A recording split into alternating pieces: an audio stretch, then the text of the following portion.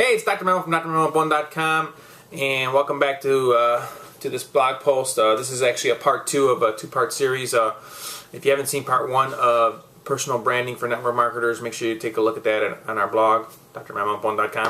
Right, so this is part 2 of personal branding for network marketers and some advice on that. Again, I was at Top Earner Academy and Peter Montoya was there. He's got a great book called The Brand Called You, and there will be a link on the written blog post for that somewhere, probably at the bottom of it.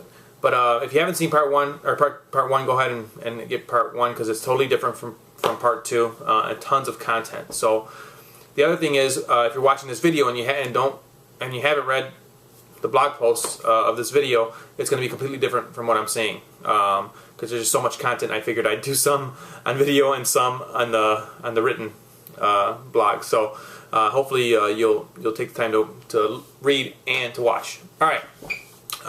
So anyway, he gave some further advice about what to do about non-ideal clients. You know, we all have some people that are time sucks. We all have some people that don't. You know, maybe you wish you didn't have to spend so much time with. You know, and it depends on the kind of business you have. I'm sure. You know, so sometimes maybe this is not relevant to your business. But he said, you know, it's important to start making a list of partners and other people and what they do, so to speak, so you can like refer certain clients to that person, and you know you want to start making a list of those people where you can refer clients to, and or at least refer them to something that's easy for them to follow, or easy for them to do. The client that is, you know, if you're not going to work with them, you could still send them someplace. Then I wanted to go over a couple other things that he said that are pretty important, and basically he was like 2 things that I think he said he keeps written near his wall to kind of remind himself of what he needs to be doing. And the first thing is a question, and I think that's a good question for anybody like us who's trying to provide value for a certain community or a certain niche. That question is, what do my clients need that I haven't given them yet? Right? What is it that I can provide for them that I haven't done yet? What kind of value can I bring to the table, right? We always talk about value. It gets thrown around a lot, you know, value.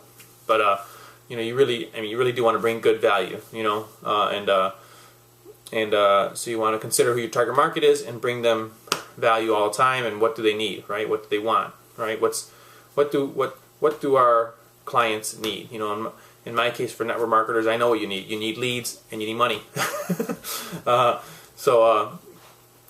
It's just a fact. If you're looking at this, even if you're making a decent amount of money right now, you want more money. Even if you're getting a decent amount of leads right now, you want more leads, right? So that's one. Number 2, he said, was a kind of like a time management thing, and this one I felt like was really important. And he always said, he asked himself a question. I don't want to get it wrong, so let me just read it real quick here. What is the most effective use of my time right now? That's what he asks himself. What is the most effective use of my time right now? And he says more often than not, it's something you have to do with marketing or branding, right?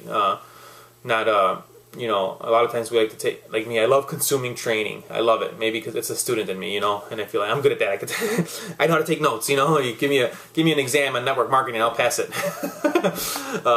But the action and the implementation of those things is way more important. And then you want to block out. So he blocks out time. So you want to block out time for your marketing, and that marketing time has to be sacred. It has to be, you know, if you're blocking out an hour, no interruptions, no phone calls, no checking emails. A lot of times we like to get distracted, right?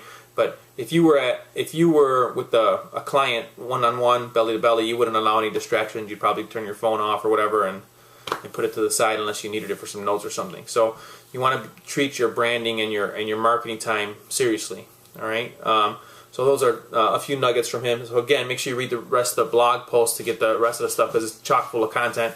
And I just wanted to say, if you need help with branding, if you need help with building a list, if you need help with providing value, then there's a basically done for you system that you can use that I'm using that's helped me get through all this. And if you want something like that, then you just want to click the button below and make sure you get into that system and start using it, start implementing it, right? Consume the training, start implementing it, and you'll start branding yourself, taking your personal branding to another level. All right, man.